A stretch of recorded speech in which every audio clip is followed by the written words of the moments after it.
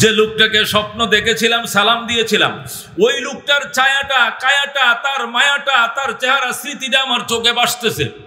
আমি খুব খেয়াল করলাম, কই যেন দেখছিলাম, ওই লোকটাকে খুঁজে বের করতে হবে। আহমদ ইবনে হাম্বল বললেন, দেখছি তো স্বপ্নে, এখন সজাগ হয়ে লোকটারে খোঁজাখুঁজি করতেছি। খুঁজতে আমার দেশ থেকে 350 মাইল রাস্তা চলে গেলাম। আল্লাহু আকবার।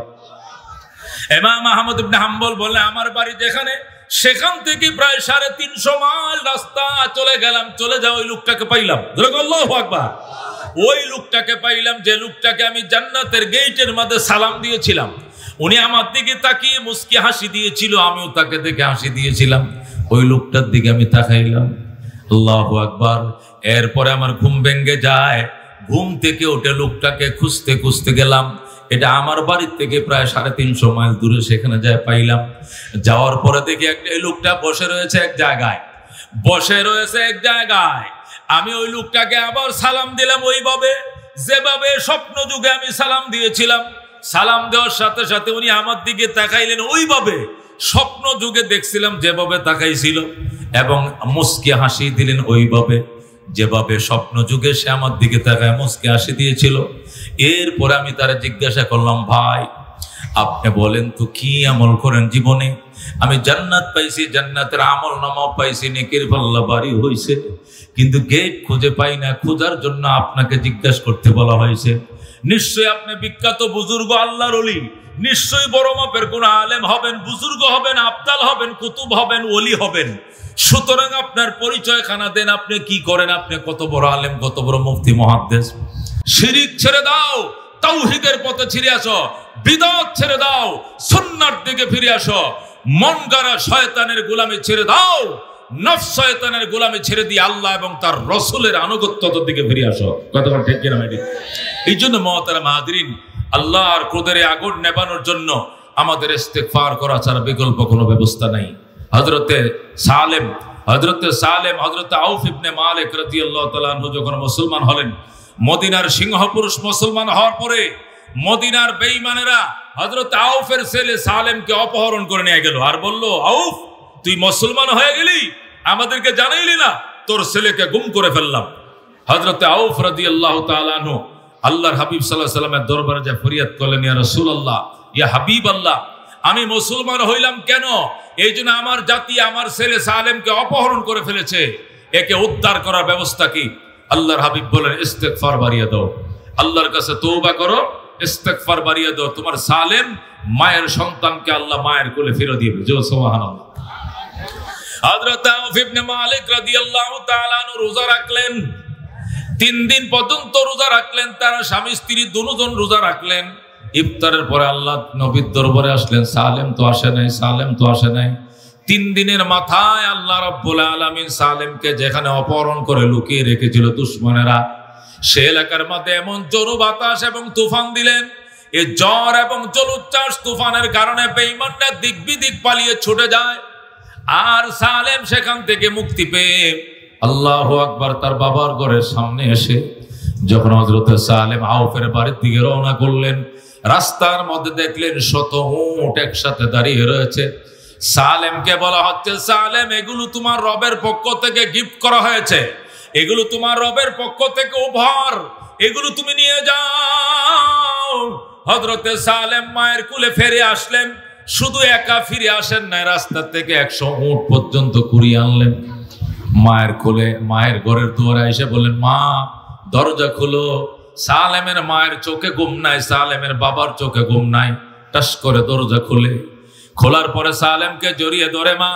সালেম ডাক দেখো, বাবা বের হও, আমি শুধু একা আসি নাই, আল্লাহ আমাকে 100 উট পর্যন্ত গিফট করেছেন, হাদিয়া দিয়েছেন।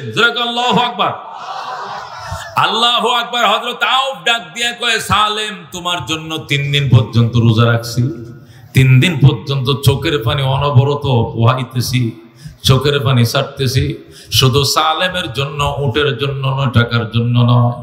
তুমি ফেরত আসছো, তোমারে পেয়ে আমরা খুশি, কিন্তু কার উটগুলো তুমি ধরে নিয়ে এসছো, এগুলো আল্লাহ কেন, এগুলো আমাদের ঘরে ঢুকবে না।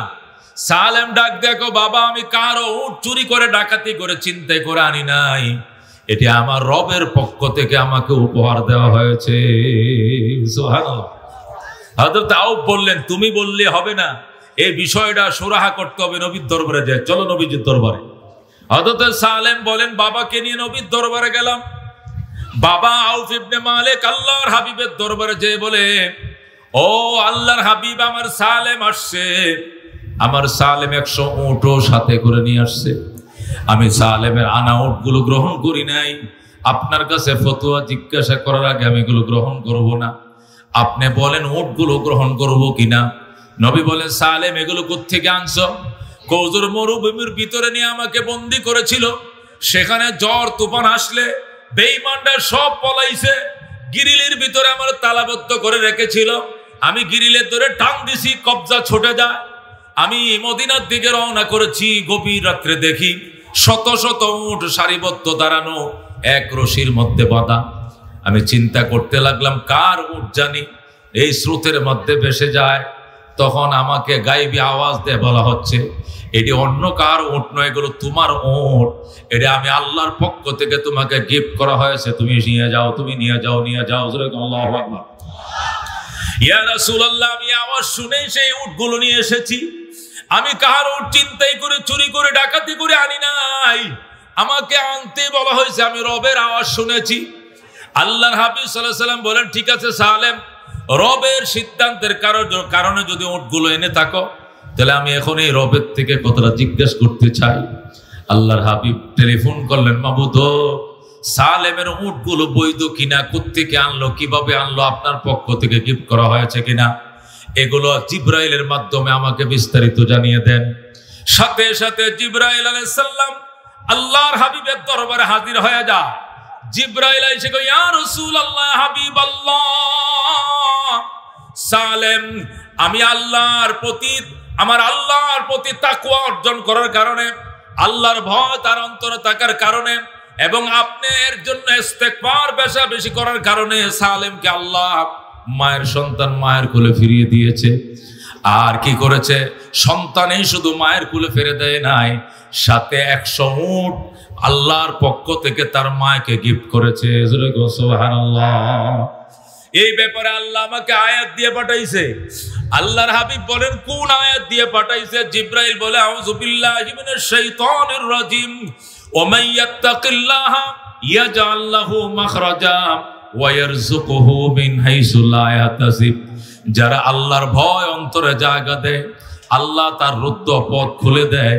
তাকে অপহরণ করে আটকায় রাখলেও তার রাস্তা আল্লাহ খুলে দেয়, এবং তাকে এমন জায়গা থেকে রিজিকের ব্যবস্থা করে সেখান থেকে রিজিক পাবে, এটা কোনোদিন কল্পনাও করে না। সুবহানাল্লাহ। আল্লাহ রাব্বুল আলামিন এই আয়াত নাযিল করে যখন তার বন্ধুকে সান্ত্বনা দিলেন, বন্ধু, এটা সালেমের তাকওয়ার কারণে, সালেমের বাবা মার তাকওয়ার কারণে, ইস্তেগফারের কারণে আমি সালেমকে গিফট করেছি। সালেম চুরি করে আনে না উটগুলো, আমি তাকে হাতিয়ে দিয়েছি। তখন আল্লাহর নবী ডাক দেখো, সালেম, তোর বাবা যদি উটগুলো গ্রহণ না করে, তাহলে অর্ধেকটা উট আমারে দিয়ে দে, আর অর্ধেকগুলো উট তুই নিয়ে যা, তোর বাবারে দেওয়ার দরকার নাই, আমি নবীকে দিয়ে দে, আমি নবী নিয়ে নিলাম। আল্লাহু আকবার। বন্ধুগণ, আল্লাহ হাবিব সাল্লাল্লাহু আলাইহি সাল্লামকে সালেম অর্ধেকটা উট দিয়ে দিলেন, আর অর্ধেকটা উট তিনি নিজে নিয়ে নিলেন। এরপরে হযরত আউফ ইবনে মালিক বললেন, ইয়া রাসূলুল্লাহ, এতক্ষণে আমার ভুল ভেঙেছে। এটি যে আল্লাহর পক্ষ থেকে গিফট করা হয়েছে, এটা তো আমি বুঝতে পারি নাই, এবার না আমি জানতে পারলাম। ওরে বন্ধু, এর দ্বারা কি বোঝায়? ইস্তেগফার অত্যন্ত দামি জিনিস। হযরত হাসান বসরি রাহমাতুল্লাহ আলাইহির দরবারে কিছু মানুষ আইসা প্রশ্ন করে, মসজিদে আইসা হযরত হাসান বসরি আল্লাহর ওলির দরবারে এসে কয়, হাসান, সন্তান হয় না, আমি কোন দোয়াটা পড়বো? আস্তাগফিরুল্লাহ ওয়া আতুবু ইলাইহি বেশি পড়ো। আরেকজন কয়, হুজুর, আমার ছেলে মারা গেছে, আমি কি করবো? তুমি ইস্তেগফার বেশি করো। আরেকজনে কয়, হুজুর, বিবাহর 20 বছরের মাথায় আল্লাহ আমার সন্তান দিছে, এখন আমি কি শুকরিয়া আদায় করবো? তুমি ইস্তেগফার বেশি পড়ো। আরেকজন এসে বলে, ইয়া রাসূলুল্লাহ, আমার বাগানে ফল ধরে না, গাছের ডালাগুলো খালি, কোনো ফল নাই, সব জড়ে গিয়েছে খরায়। নবী ওই হযরত হাসান বসরি বলে, ইস্তেগফার পড়ো। আরেকজন এসে, হুজুর, আমার বাগানে এমন ফল ধরছে, বাম্পার ফলন হয়েছে, গাছের পাতা দেখা যায় না, শুধু ফল আর ফল। নবী কয় তুমি ইস্তেগফার করো। আল্লাহু আকবার। একজন এসে কয় হুজুর আমার প্রজেক্টের মাছগুলো মারা গেছে, সবগুলো মরে গেছে, কয় ইস্তেগফার করো। আরেকজন এসে কয় হুজুর আমার প্রজেক্টে অনেক মাছ হয়েছে, অনেক লাভবান হয়েছে, কয় ইস্তেগফার করো। সব রোগীকে যখন একই ট্রিটমেন্ট দিলেন, এরা একত্রিত হয়ে আবার হাসান বসরির কাছে এসে গো হাসান বসরি আল্লাহর ওলি, যে যে সমস্যার কথাই বলছে ওষুধ তো একটাই দিয়েছেন, শুধু ইস্তেগফার করো, তার কারণটা কি? হাসান বসরি রহমতুল্লাহ আলাইহি বাজান, আমি এই ট্রিটমেন্ট আমি দেই নাই, এই ট্রিটমেন্ট আমার আল্লাহ দিয়েছেন, এই ট্রিটমেন্ট আল্লাহর নবী হযরতে নূহ আলাইহিস সালাম দিয়েছেন। সুবহানাল্লাহ। কোথায় পাইছেন এই ট্রিটমেন্ট? তখন হযরত হাসান বসরি বলেন قال الله تبارك وتعالى فقلت استغفروا ربكم انه كان غفارا يرسل السماء عليكم مدرارا ويمددكم باموال وبنين ويجعل لكم جنات ويجعل لكم انهارا। আল্লাহ বলেন, হযরত নূহ আলাইহিস সালাম বলছেন ইস্তাগফিরু রাব্বাকুম, তোমাদের রবের কাছে ইস্তেগফার বাড়া, আস্তাগফিরুল্লাহ ওয়া আতুবু ইলাইহি বেশি বেশি বলতে থাকো। কেন? যদি ইস্তেগফার বেশি বেশি পড়ো, ইউরসিলিস সামা আলাইকুম মিদরারা, আল্লাহ পাঠিয়ে দিবেন আকাশে অনর্গল তোমাদের উপর বৃষ্টি বর্ষণ করার জন্য। ওয়ায়ুমদিদকুম বিআমওয়ালি ওয়া বানিন, আল্লাহ তোমাদেরকে সম্পদ দিয়ে ভরে দিবেন, সন্তান দিয়ে ভরে দিবেন। ওয়ায়াজআল লাকুম জান্নাত, আল্লাহ উদ্যানের মধ্যে ফল ফসল দিয়ে ভরে দিবেন। ওয়ায়াজআল লাকুম আনহারা, শুকনা নদীতে জোয়ার দিবেন, শুকনা ফুসকুনিতে পানি দিয়ে ভরে দিবেন। বৃষ্টি হয় না দেশে, বৃষ্টি দিয়ে জাতিকে ভিজিয়ে দেবেন।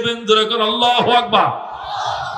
হযরত হাসান বসরি রাহমাতুল্লাহ আলাইহি যখন সুন্দর করে বুঝাইলেন, অবাক হয়ে গেছে সবাই। বলে কি এত সুন্দর কথা আল্লাহর কোরআনে লুকিয়ে রয়েছে, এটা তো আমরা জানতাম না।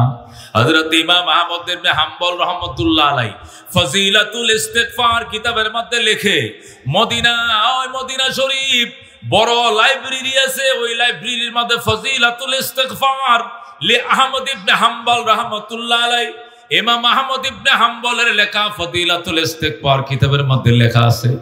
আমি নিজে মুতালা করেছি। আল্লাহু আকবার। আহমদ ইবনে হাম্বল বলেন, আমি কিতাব মুতালা করতাম, অসংখ্য ছাত্রদেরকে হাদিস শিখাইছি, লক্ষ লক্ষ ছাত্র আমার কাছে হাদিস শিখেছে। এই হাদিস পড়ানোর মধ্যে আমার হঠাৎ ঘুম এসে যায়। আস্তে করে ছাত্রদেরকে বলি, যাও ছুটি, ঘুমিয়ে পড়বো। আমি ঘুমিয়ে গেলাম। আহমদ ইবনে হাম্বল বলেন, আমি ঘুমিয়ে গেলাম, ঘুমের মধ্যে স্বপ্ন দেখি হাসরের ময়দান কায়েম হয়ে গেছে। আল্লাহু আকবার। ইমাম আহমদ ইবনে হাম্বল বলেন, আমি ঘুমের মধ্যে স্বপ্ন দেখি হাসরের ময়দান কায়েম হয়ে গেছে। আল্লাহর ফেরেশতারা বলতেছে, আসো লাইনে দাঁড়াও, আমলনামা ওজন করা হবে। তখন আমি লাইনে দাঁড়াইলাম, আমার সাথে আরো বহু উলামায়ে কেরাম অনেক তোলা ভরা লাইনে দাঁড়াইল। যখন লাইনে দাঁড়াইলাম তখন আমলনামা ওজন শুরু হয়ে গেল। আল্লাহর রহমতে আমার আমলনামার নেকির পাল্লা বাড়ি হয়েছে। সুবহানাল্লাহ। যখন আমলনামা ওজন দেওয়া শুরু হলো, আমার আমলগুলো উঠানো হলো, আমি দেখতেছি আমার আমলনামা বাড়ি হয়েছে, তার মানে আমি কি জান্নাতি। আল্লাহু আকবার। আমার সাথে আরো অনেক ছাত্ররা, তালিবুল ইলমরা, কোরআনের পাখিরা, যাদেরকে আমি চিনি, তারা আমার সাথে দাঁড়াইছে লাইনে। তাদের আমলনামা ওজন হয়েছে, অনেকের ওজনের পাল্লা ভারী হয়েছে। আল্লাহু আকবার। যখন আমলনামার পাল্লা ভারী হয়েছে তখন তো বিরাট খুশি আমরা। আল্লাহ ডাক দেখো, যাও হে আহমদ, তোমরা জান্নাতে যাও। তখন জান্নাতে যাওয়ার জন্য রওনা করলাম। তখন মিজানের পাল্লার এরিয়া থেকে বের হয়ে জান্নাতে যাওয়ার জন্য জান্নাতের গেট তালাশ করতেছে, গেট পাই না। খুঁজা কিরে জান্নাতের গেট কোথায়, জান্নাতের গেট কোথায়? গেট ছাড়া তো জান্নাতে ঢোকা যাবে না। জান্নাতের গেট পাই না। কিরে জান্নাতের গেট কোথায়? ফেরেশতারা বলতেছে, ওই যে কোণার মধ্যে দরবেশ বসে রয়েছে, তারে জিগাও, সে জান্নাতের গেটটা দেখা দিবে। আল্লাহু আকবার। তখন ওই জান্নাতের গেট কোন দিকে জিজ্ঞাসা করার জন্য এক দরবেশের কাছে গেলাম। আহমদ ইবনে হাম্বল বলেন, সেই দরবেশের কাছে যাইয়া দরবেশকে সালাম দিলাম। দরবেশ আমার দিকে তাকাইলো, আমিও তার দিকে তাকাইলাম। তাকানোর পরে দরবেশকে আমি চিনে ফেলাইছি, উনি আমার চিনতে পাইছে।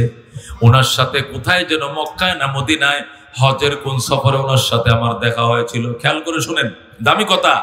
আহমদ ইবনে হাম্বল বলেন, ওই লোকটা আমার দিকে তাকাইলো, আমিও তার দিকে তাকাইলাম। আমি তাকে জিজ্ঞাসা করব, জান্নাতের গেটটা কোন দিকে, গেটটা দেখায় দেন।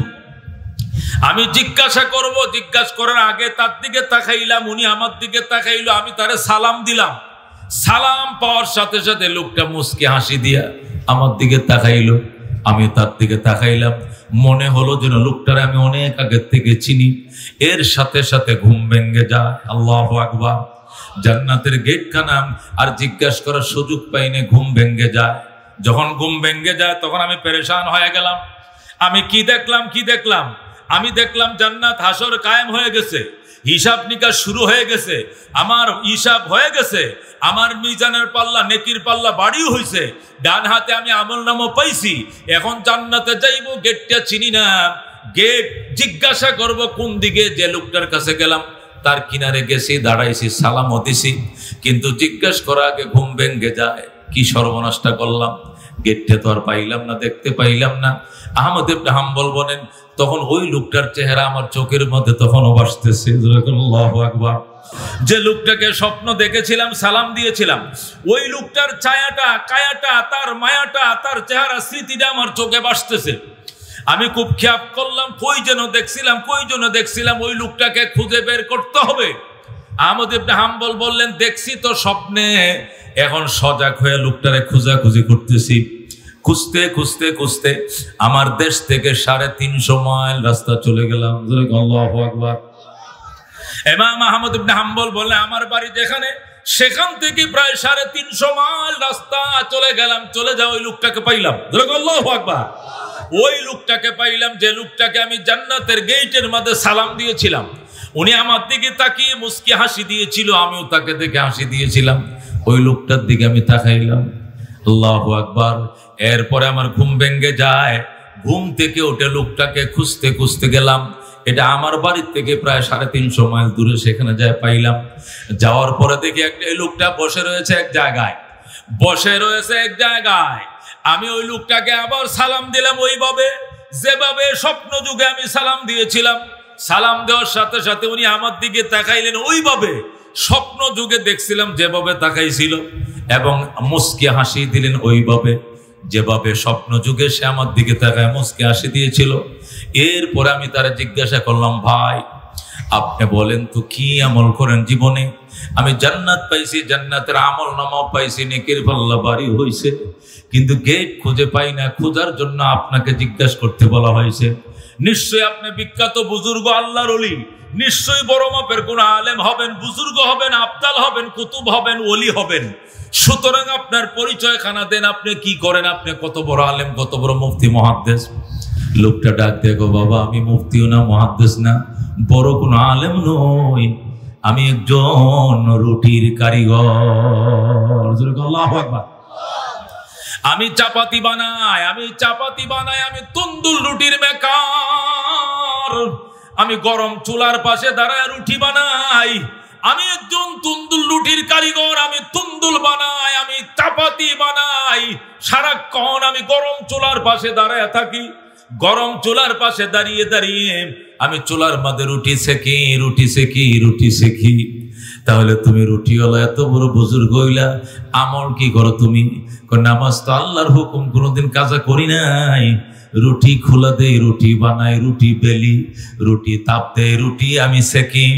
যতক্ষণ আমি রুটি বানানোর কাজ করি ততক্ষণ শুধু বলতে থাকি, আস্তাগফিরুল্লাহ ওয়া আতুবু ইলাইহি, আস্তাগফিরুল্লাহ ওয়া আতুবু ইলাইহি, আস্তাগফিরুল্লাহ রাব্বি মিন কুল্লি যামবি ওয়া আতুবু ইলাইহি, আস্তাগফিরুল্লাহ আল্লাযী লা ইলাহা ইল্লা হুয়াল হাইয়ুল কাইয়্যুম ওয়া আতুবু ইলাইহি। আল্লাহু আকবার।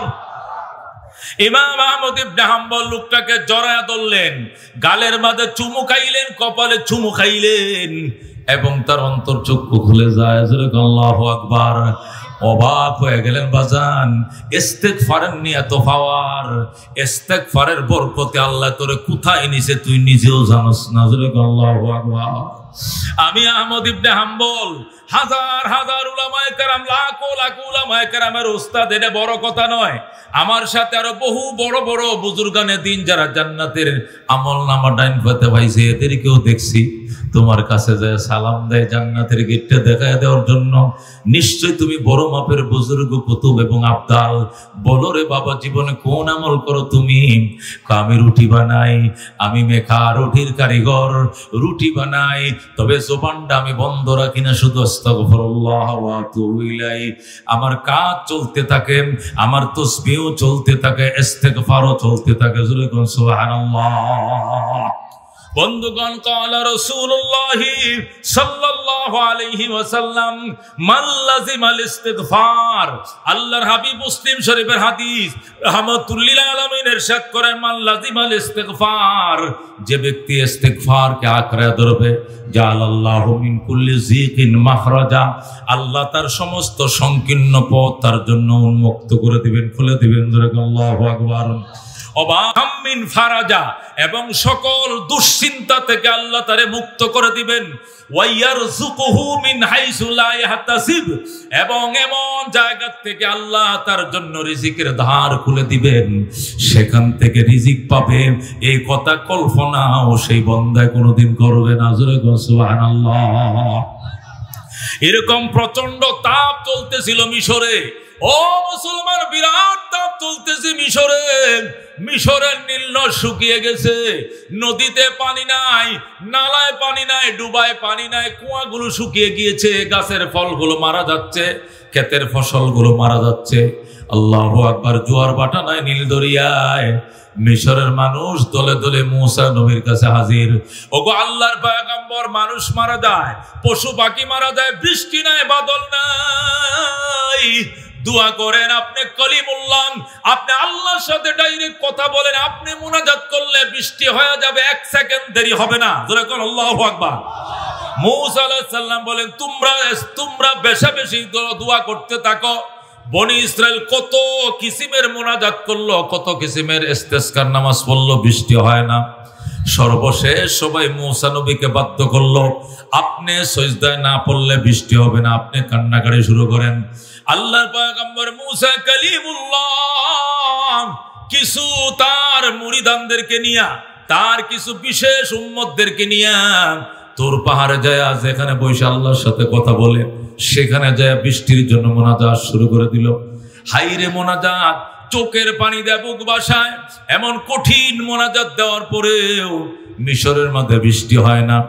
মানুষ এসে বলে, ওগো মুসা কালিমুল্লাহ, আমরা উম্মত না গুনাহগার, আমাদের দোয়া কবুল হয় না, কিন্তু আপনি তো আল্লাহর পয়গম্বর, নবীর দোয়াও কি কবুল হয় না?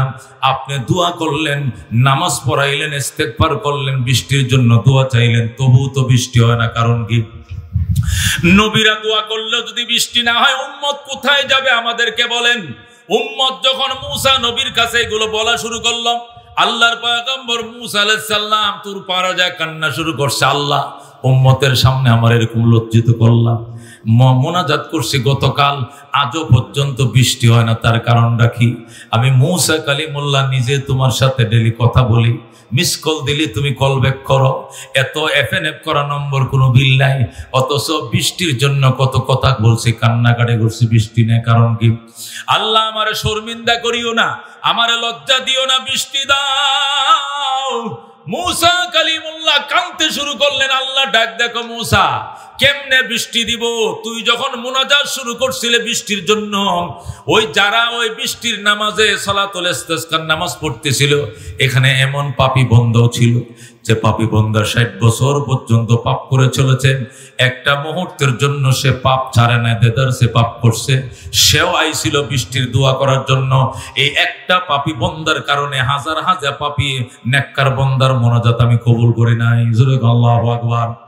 এখনো সময় আছে, ওই পাপী বন্দারা চিহ্নিত করো, এটার নামটা কি বের করো, এই পাপী বন্দাকে তোমাদের জমাত থেকে গাড়ো ধরে বের করে দাও, এই পাপী বন্দাকে তোমাদের সাথে থাকতে দিও না, এটাকে বের করে দাও। এরপরে মোনাজাত করো, মোনাজাত করতে দেরি হবে, তোমাদেরকে বৃষ্টির পানি দিয়ে ভিজায় দিতে আমি আল্লাহ দেরি করব না। জোরে আল্লাহু আকবার। মুসা আলাইহিস সালাম এমন গুসা আইছে, রাগী মানুষ, ডাক দিয়া কে রে পাপী বান্দা, 24 ঘন্টা নাকি শুধু তুই পাপ করস, তুই কেন আমাদের মাঝে বসে রয়েছ? তুই এখান থেকে গেট আউট, তুই বের হ। কে রে পাপ করস, এখান থেকে বেরিয়ে যা। এখন পাপী বন্ধা তো বুঝে ফেলাইছে আমি ধরা খায় গেছি। এখন মুসা আলাইহিস সালাম কয়, যদি তুই স্বেচ্ছায় বের হয়ে না যাবি তাহলে আমি জিব্রাইলকে বলবো তোর নামটা কয়ে দেওয়ার জন্য। তখন নামে যাতে যখন বলবো তখন কানো ধরে তোরে গেট দিয়ে বের করে দিব। নামটা বলার আগেই তুই বের হয়ে যা, নাম বলার আগেই তুই বের হয়ে যা। এখন ওই পাপী বন্ধা চিন্তা করতেছে, হায় হায়, এখন যদি আমি বের হই সবার সামনে থেকে উঠে চলে যাই, এত বছর তো পাপ করছি, আল্লাহ জানে কেউ জানতো না, আর এখন যদি বের হয়ে যায় সমস্ত পাবলিক জেনে ফেলাইব এইটাই পাপী বন্ধা, এইটাই পাপী বন্ধা, তখন তো সমস্ত মানুষের সামনে আমি চিহ্নিত হয়ে যাব। এই জন্য লোকটা কাঁদতেছে, আল্লাহ এই 60 বছর পর্যন্ত পাপ করেছি, তুমি পাপগুলো গোপন রেখেছ, আর আজকে বুঝি পাবলিকের সামনে তুমি আমার পাপের জন্য অপমান করবা। আল্লাহ তুমি আমার অপমান করিও না, পাপ করছি বলেই তো আমার বের করতে দিয়ে দিতে চাই, আমার কারণে বৃষ্টি বন্ধ হয়ে গেছে। আল্লাহ তোমার কাছে আমি ফরিয়াদ করি, ইস্তেগফার করি, আল্লাহ তুমি আমার পাপগুলো মাফ করে দাও, তাহলে তো আমার আর এখান থেকে বের হওয়ার কোনো প্রয়োজন হবে না। জোরে করে আল্লাহু আকবার। যেই মাত্র আল্লাহর বান্দা এইভাবে কাঁদতে শুরু করলো, আল্লাহ রাব্বুল আলামিন 1 সেকেন্ড দেরি হয় না, মাফ করে দিয়েছে। জোরে করে আল্লাহু আকবার। যেই মাত্র মাফ করে দিয়েছে, টাস টাস করে বৃষ্টি নামা শুরু হয়ে গেছে। আল্লাহু আকবার। মুসা আলাইহিস সালাম ডাক দেয়া কো, আল্লাহ আগে না বলছো পাপী বান্দাকে বের করলে বৃষ্টি দিবা, আমি তো পাপী বান্দাদেরকে বের করতে কইছিলাম, কেউ তো বের হয় নাই, তাহলে পাপী বান্দা থাকতে বৃষ্টি দিয়ে দিলা, তাহলে আগে দিলা না কেন? জোরে করে আল্লাহু আকবার।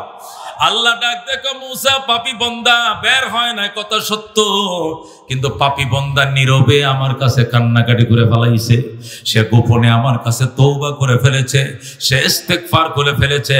এই মজলিসের ভিতরে থাকতে আমি তারে মাফ করে দিয়েছি, তুমি না জানলেও আমি আল্লাহ জানি, এই জন্য আমি তারে মাফ করে দিয়া জাতির সামনে আর অপমান করি নাই। যেহেতু সে ক্ষমা প্রাপ্ত হয়ে গেছে, এই জন্য তোমার দোয়া এখন কবুল হয়ে গেছে, বৃষ্টি দিয়ে দিলাম। সুবহানাল্লাহ। ও মুসলমান, এর এক তওবা, এই তওবা কারা কারা করতে রাজি আছো? জোরে করো আল্লাহু আকবার। আল্লাহ তুমি কবুল করো, জোরে করো আমিন। আল্লাহ মঞ্জুর করো, জোরে করো আমিন। এই তওবা যদি কবুল না করাও, আল্লাহ রাব্বুল আলামিনের বন্ধু বলেছেন, আত-তাইবু মিনাজ যামবে কামাল্লা যামবা লাহু, যে ব্যক্তি গুনাহ থেকে খাস দিলে তওবা করে, আল্লাহ তাকে এমন নিষ্পাপ বানায় যেন সে জীবনে পাপই করে নাই। আল্লাহু আকবার। একটা মানুষ জীবনে যদি পাপ না করে, সে যেরকম নিষ্পাপ, তওবা করার পরে যদি কোনো আল্লাহর বান্দা তওবা আল্লাহ কবুল করে, তাহলে সেও হয় এমন নিষ্পাপ। আল্লাহু আকবার। এই জন্য মুসলমান ইস্তেগফারের দ্বারা শুধু গুনাহ মাফ হয় তাই নয়, ইস্তেগফারের দ্বারা গুনাহ মাফ হয়, ইস্তেগফারের দ্বারা আল্লাহ বৃষ্টি দেয়, ইস্তেগফারের দ্বারা সন্তান না হলে আল্লাহ সন্তান দেয়, ইস্তেগফারের দ্বারা আল্লাহ বাগানে ফল দেয়, ইস্তেগফারের দ্বারা বাগানে ফুল দেয়, ইস্তেগফারের দ্বারা খেতে ফসল দেয়, ইস্তেগফারের দ্বারা নদীতে জোয়ার দেয়, বাটা দেয়, ইস্তেগফারের দ্বারা শুকনো জমিনে আল্লাহ বৃষ্টির পানি দিয়ে ভরে দেয়। যেরকম সুবহানাল্লাহ। বন্ধুগণ, রাহমাতুল লিল আলামিন সাল্লাল্লাহু আলাইহি ওয়াসাল্লামের উম্মত, এই জন্য ইস্তেগফার বাড়াও, আল্লাহর বান্দা ইস্তেগফার বাড়াও। আর এই ইস্তেগফারের জন্য ইলম ছাড়া কোনো ব্যবস্থা নাই, বুঝান, কোনো ইলম ছাড়া কোনো ব্যবস্থা নাই। আজকে আমরা জাহেল, আজকে মূর্খ, ইংরেজি শিখছি, ইটালিয়ার ভাষা শিখছি, সাউথ কোরিয়ার ভাষা শিখছি, দক্ষিণ কোরিয়ার ভাষা শিখছি, কিন্তু কপাল পোড়া কোরআন শরীফের ভাষাটা শিখি নাই। কথা কোন ঠিক নাই? আল্লাহ নবী বলেন, ইন্নাল্লাযী লাইসা ফি জাওফিহি শাইউম মিনাল কোরআন কাল বাইতিল খারিব, যে ব্যক্তির ভিতরে কোরআন নাই সে বিরান ভূমি, বিরান ঘরের মতো। ঘর বানাইলে যদি বসবাসকারী না থাকে, সামসিকা, তেলাপোকা, ইঁদুর, বাঁদর, মাকড়, শুয়োর, বানর, আল্লাহু আকবার, জিন পরীরা, ভূত ফেরতরা যেরকম বাসা বাঁধে, কয় ইমানদারের কলিজার ভিতরে যদি কোরআন না থাকে, তখন বেঈমানি, মুনাফিকি, পাপ তার কলিজার মধ্যে বাসা বাঁধে। কথা কোন ঠিক কিনা? এই জন্য এলেম দিয়া সিনাকে নূর বানাও, এলেম দিয়া সিনাকে মুনাওয়ার বানাও, এই এলেম দিয়া সিনাকে আলোকিত করো। এই এলেম ছাড়া কোনো বিকল্প নাই। ঢাকা বিশ্ববিদ্যালয়ের লেকচারার তুমি জগন্নাথ বিশ্ববিদ্যালয়ের লেকচারার, তুমি ইংলিশে অনর্গল, তুমি সমাজ বিজ্ঞান বিভিন্ন সাবজেক্টের উপরে তুমি ডক্টরেট করেছো, মৌতের বিছানায় মালাকুল মৌত আজরাইল যখন আসবে তখন উড়াল দিয়ে সমস্ত বিদ্যাগুলো চলে যাবে।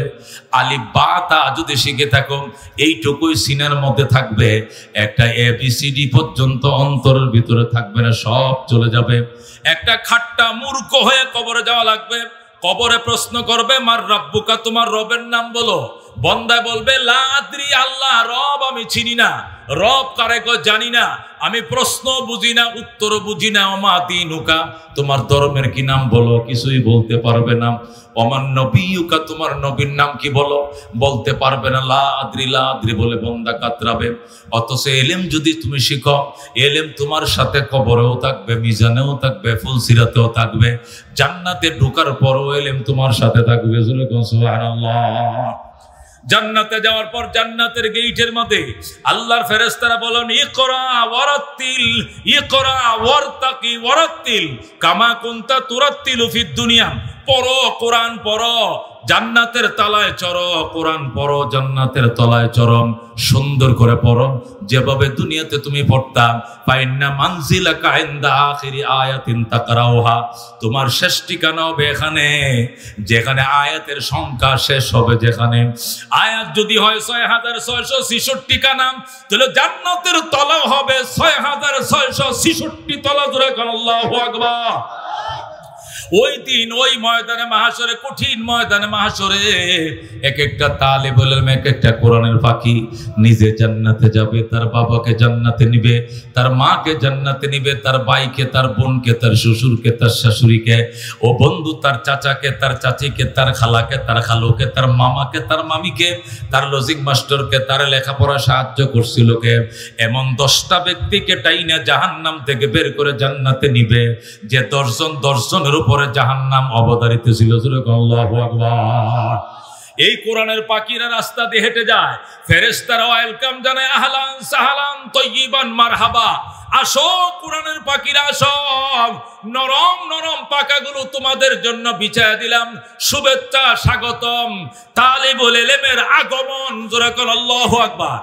আল্লাহ নবী বলেন ওই তালিবুল ইলমরা যদি রাস্তা দিয়ে হেঁটে যায়, আল্লাহু আকবার, দুই ধারে ফেরেশতারা শুয়ে যায়, এদের জন্য সমুদ্রের মাছ কান্দে, এদের জন্য গর্তের পিপিলিকাও পর্যন্ত কান্দে। সুবহানাল্লাহ। গর্তের পিপিলিকা পর্যন্ত কোরআনের পাখিদের জন্য কান্দে, সমুদ্রের মাছ পর্যন্ত কোরআনের পাখিদের জন্য কান্দে। আল্লাহু আকবার। হযরতে জুনায়েদ বাগদাদী রাহমাতুল্লাহ আলাইহি লেখেন, আমাদের বাগদাদ শহরে একটা মাদ্রাসা ছিল, বাগদাদ দিজলা নদীর পারে। আমাদের বাগদাদ শহরে দিজলা নদীর পারে মাদ্রাসা ছিল। ওই মাদ্রাসা একটা ছেলে পড়তো, তার নাম হলো আব্দুর রহমান। ছেলেটা ছিল ইতিম, তার বাবা নাই, তার মা আছে, তার আর কোনো ভাই নাই, বোন নাই, সে একাই ছেলে। তার মা তাকে আমগো মাদ্রাসা ভর্তি করছে। জুনায়েদ বাগদাদী বলেন এই ছেলেটা উস্তাদের ওযুর পানি নদীর ঘাট থেকে এনে দিত 5 ওয়াক্ত। আজান দিলেই ছেলেটা বদনা নিয়ে নদীর ঘাটে যাইত, উস্তাদের জন্য ওযুর পানি আনতো। আরেকদিন সকালবেলা ফজরের টাইমে কুয়াশায় ঢাকা ছিল, আমাবস্যার অন্ধকার ছিল, নদীতে জোয়ার ছিল, পানি আনতে যায়, স্লিপ খায়া পিছলা খায়া ছেলেটা পানিতে পড়ে মারা যায়। উস্তাদ কয় কিরে আব্দুর রহমান কি পানি নিয়ে আসে নাই? আব্দুর রহমান আসে নাই, দৌড়াইয়া গেছে, যায় দেখে বদনাটা পড়ে রয়েছে, ছেলেটা নাই। ও মুসলমান, ছেলে নাই, স্লিপ খাওয়ার দাগ দেখা যায়, ছেলেটা পানিতে পড়ে মারা যায়, বদনাটা পড়ে রইছে, এতিম ছেলে আব্দুর রহমান আসে নাই। আল্লাহু আকবার। নামাজ পড়ছে, নামাজ পড়ে ওই মহিলার ডাকছে, মা তোমার ছেলেটা তো পানিতে পড়ে মারা গেছে। মহিলাকে হুজুর চিন্তা করিয়েন না, এই জন্য আপনার প্রতি আমার কোনো দাবি নাই, শুধু আমার নদীর ঘাটলা দেখায়া দেন, কোন ঘাট দিয়ে আমার ছেলে আপনার ওযুর পানি আনতে গেছিল আমার দেখায়া দেন। দেখাইলে কি হবে? আমি ঘাটখানা একটু দেখবো, কোন ঘাটলা দিয়ে আমার ছেলে আপনার জন্য ওযুর পানি আনতো, আমি যাব। মহিলা গাড়ি দেখাইয়া দিছে। জুনায়েদ বাগদাদী বলেন ওই ঘাটে নিয়ে গেলাম যে ঘাট দিয়া তার ছেলে হুজুরের পানি আনতে গিয়ে পড়ে মারা গেছে। মহিলা নদীর ঘাটে যায়, আকাশের দিকে তাকায় কান্দে, মালিক আমার আব্দুর রহমান কই? আমার আব্দুর রহমান কোথায়? বাবা তুমি কোথায়? তোমার অবাগিনী মা নদীর ঘাটে দাঁড়ায় রইছে, তুমি আমার একবার আম্মু কয়া ডাক দাও। আল্লাহু আকবার। মহিলা যখন কয় আব্দুর রহমান রে তুমি কোথায়, সন্তান পানির নিচ থেকে কান্দে, মা আমি আসি পানির নিচে আসি, আমি এখানে আসি। যেই মাত্র ছেলে বলছে আমি পানির নিচে আসি, মহিলা বুরকা নিয়ে পানির নিচে ডুব দিছে। ডুব দিয়া কয়েক মিনিট পরে নিজের জিন্দা সন্তান কোলে নিয়ে পানির উপরে বাইসা যায়। আল্লাহু আকবার। হযরত জুনায়েদ বাগদাদি বলেন, আমরা টাইনে মহিলাকে ওই বাচ্চাকে উঠাইলাম নদীর পারে। উঠানোর পরে আমি সাররে শক্তির দরবারে গেলাম। ওই দেশের বিখ্যাত আল্লাহর ওলি ছিলেন সাররে শক্তি। ওই সাররে শক্তির কাছে যাই বললাম, হুজুর এটা কি দেখলাম? জীবনে কত কুদরত দেখলাম, এমন বড় কুদরত তো জীবনে দেখি নাই। ছেলেটা 10 ঘন্টা আগে পানির তলে পড়ছে, 10 ঘন্টা পরে মা ডাক দিছে, পানির নিচে ডুব দিয়ে জিন্দা সন্তান নিয়ে পানির উপরে বসছে। এ 10 ঘন্টা সে পানির নিচে জিন্দা ছিল কেমনে? সাররে শক্তি ডাক দেখো মা, আল্লাহ নবী 1000 বছর আগে বলে গেছেন, কোরআনের পাখিদের জন্য নদীর মাছ পর্যন্ত কান্দে। হাত্তাল হিতানু ফিল মা, এমনকি মাছ পর্যন্ত পানির নিচে কান্দে। ও জুনায়েদ বাগদাদি শোনো, এই আব্দুর রহমান যখন পানির নিচে পড়ে যায়, সাঁতার জানে না কোরআনের পাখি, শুধু ডুবে আর বাসে, ডুবে আর বাসে। এই দৃশ্যটা দেখে তখন নদীর কোটি কোটি মাছ পানির মধ্যে আল্লাহর কুদরতি পায়ের মধ্যে সজদায় পড়ে গেছে। কোটি কোটি মাছ কুদরতি পায়ে সজদায় পড়ে কান্দে। আল্লাহ, আব্দুর রহমান সাঁতার জানে না, কিন্তু তোমার কোরআন তার সিনার মধ্যে সে মুখস্থ পড়তে জানে। আল্লাহ আব্দুর রহমানের জন্য এই দিজলা নদীর তলদেশে তুমি কুদরতি অক্সিজেনের বোতল নাকের সাথে লাগায়া দাও। যেই মাত্র কোটি কোটি ফেরেশতারা, কোটি কোটি দিজলা নদীর মাছ আল্লাহর দরবারে কান্না শুরু করছে, তখন আল্লাহ কুদরতি অক্সিজেন পানির নিচে আব্দুর রহমানের জন্য চালু করে দিছে। এই জন্য 10 ঘন্টা নয়, 10 দিন পর্যন্ত পানির নিচে থাকলেও তালেব ইলমের কোনো অসুবিধা হবে না। আল্লাহু আকবার। এরে বলে তালেব ইলম। আমার মাদ্রাসা জামিয়া কারিমিয়া বিটিভির সামনে, রামপুরা টেলিভিশন সেন্টারের সামনে, টিভি সেন্টারের উল্টা দিকে গেলে মোল্লা টাওয়ার, এটাও 9 তলা, আমার মাদ্রাসা 9 তলা, 1400 ছাত্র। কয়শো ছাত্র?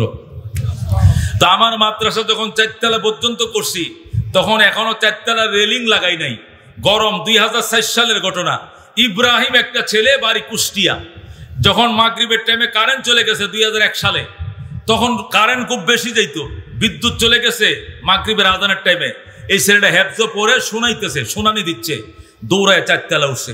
উঠে যে একটা ফিলারের সাথে এইভাবে দাঁড়াইছে, সাথে সাথে শয়তান ধাক্কাতে তারা ফেলাইছে। যেখানে ফেলছে সেখানে হলো মাদ্রাসার পিছন দিয়া, ওখানে হলো গ্রিল পট্টি, কি বানায় দরজা জানালা, ওই যে লোহা লঙ্কর আর কি, গ্রিল বানায়, অকশপ লোহার অকশপ, লোহা লঙ্কর এমনে রয়েছে, এমনে রয়েছে, এমনে রয়েছে, এর উপরে নে ফেলাইছে। তো নামাজ মাত্র 1 রাকাত হয়েছে, এই ঘটনাটা ঘটছে। ঘটনার পরে বুঝতে পারছি এটা দুর্ঘটনা মাদ্রাসায় ঘটছে। হাজার হাজার মানুষ এদিক সেদিক আসতেছে, বিটিভির থেকে টেলিভিশন সাংবাদিক আসছে, ক্যামেরা ধরছে, অনেক কাহিনী এখানে। আমরা কোনো মতে ফরজ নামাজটা শেষ করে দৌড়ায় গেলাম। আল্লাহু আকবার। 4 তলার উপর থেকে পড়ছে, মানে 40 ফিট উপর থেকে। কয় ফিট উপর? 40 ফিট উপর থেকে গ্রিলের উপরে পড়ছে, লোহার উপরে পড়ছে, গ্রিলের উপরে পড়ছে। আমরা তো জানি স্পট ডেট, মারা গেছে, আমার নামে মামলা হবে, মাদ্রাসা কমিটির নামে মামলা হবে, প্রিন্সিপালের সামনে মামলা হবে, এটা তো স্বাভাবিক। টেলিভিশন আছে এখানে, মানবাধিকার কর্মীরা আসবে, কত কি, হাজার হাজার মানুষ। ইব্রাহিম ছেলেটা মাত্র হেফজ শেষ করে সে শুনাইনি দিতেছে, কিতাবখানা ভর্তি হয় নাই। আমরা গেলাম, যাওয়ার পরে দিকে সে হাসতেছে, যেরকম আল্লাহু আকবার। আমাদেরকে বলতেছে, হুজুর আপনারা কাইদেন না, আমার কিচ্ছু হয় নাই। আমি যখন ওখানে দাঁড়াইছিলাম, গরম সহ্য করতে না পেরে আমি উপরে গেলাম। শুধু দাঁড়াইতে দেরি, আমার ধাক্কা দিতে দেরি হয় নাই। যেই মাত্র আমাকে ধাক্কা দিল একটা শয়তান, সাথে সাথে আরেকজন বলতেছে, কি করলে রে, কি করলে, কোরআনের পাখিটারে কেন ফেললে? এই বলে আমার নিচে দেয় নরম একটা তাবলিগের বেডিং, মনে হয়েছে তাবলিগের একটা নরম বেডিং আছে না, বেডিং, এরকম একটা নরম বালিশ আমার নিচেতে ধরে দিছে। ধরে সুবহানাল্লাহ। আমি বলতেও পারি না, আমাকে আস্তে করে আইনে গ্রিলের মাথায় শোয়াই দিছে। আমি একটু ব্যথা পাই না। ধরে আল্লাহু আকবার।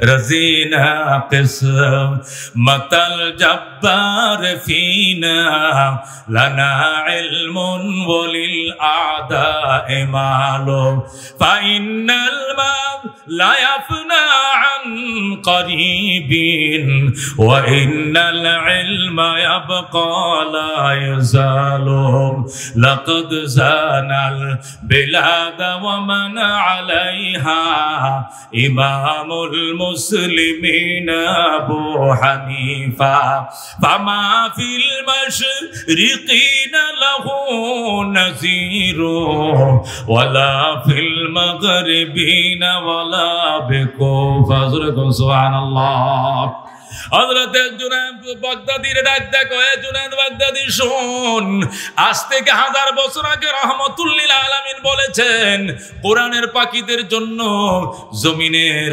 ফেরেশতারা কান্দে, আকাশের ফেরেশতারা কান্দে, সমস্ত মখলুক কান্দে, গর্তের পিপিলিকাও কান্দে, নদীর মাছ পর্যন্ত কান্দে। আল্লাহু আকবার।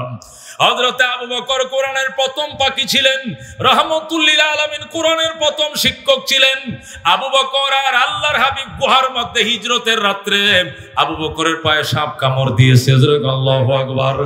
আবু বকর সাপের ব্যথা সইতে পারে না, শুধু পানির গুলো মুছতেছেন, হঠাৎ করে এক ফোঁটা পানি শিক্ষকের গাল মোবারকে পড়ে যায়। আল্লাহ নবীর ঘুম ভেঙে যায়। নবী কয়, আবু বকর আমারে ঘুম পাড়ে, তুমি কান্দো। নবী গো, আমি সাপের ব্যথা সইতে পারি না। নবী বললেন, কোথায় সাপ কামড় দিছে? হুজুর, এই যে পায়ের মাথায় কামড় দিছে। আল্লাহ নবী কো, পায়ের তলা দেখাও। পায়ের তলা দেখাইলো। নবীজি মুখের থেকে তুতু নিয়ে লাগা দিলেন, সাথে সাথে সাপের বিষ পানি হয়ে যায়।